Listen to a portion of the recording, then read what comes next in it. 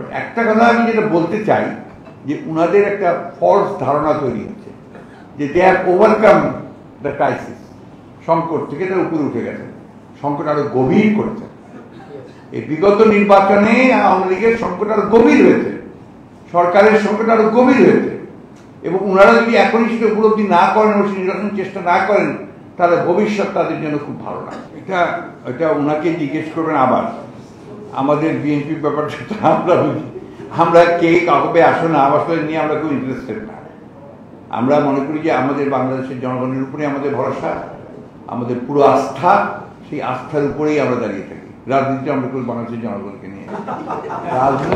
রাজনৈতিক নেতাদের ব্যক্তিগত একটা ব্যাপার আছে না, তার রুচি, তার কালচার, তার লেখাপড়া, তার শিক্ষাগত যোগ্যতা, তারপরেই তো তার আপনার এই কথাবার্তা আমরা যখন বলি সেটা প্রকাশ পায়।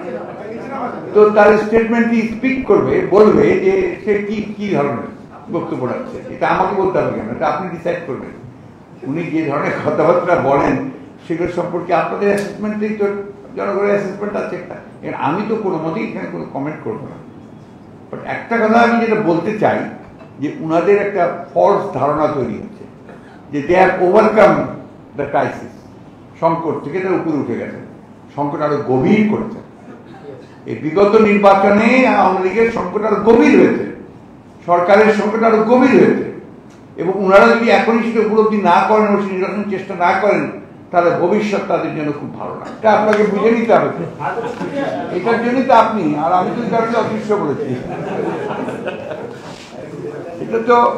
এটা তো আপনাকে বুঝতে হবে। আপনার এগুলো আমি আপনাদেরকে পরিষ্কার করে বলেছি, আমার কথা খুব চমৎকার, এবং আমি যে মনে করি আর কি আমার শব্দ চয়নটা খুব ভালো হয়েছে। এটা আপনাদেরকে বুঝে নিতে হবে। Thank you.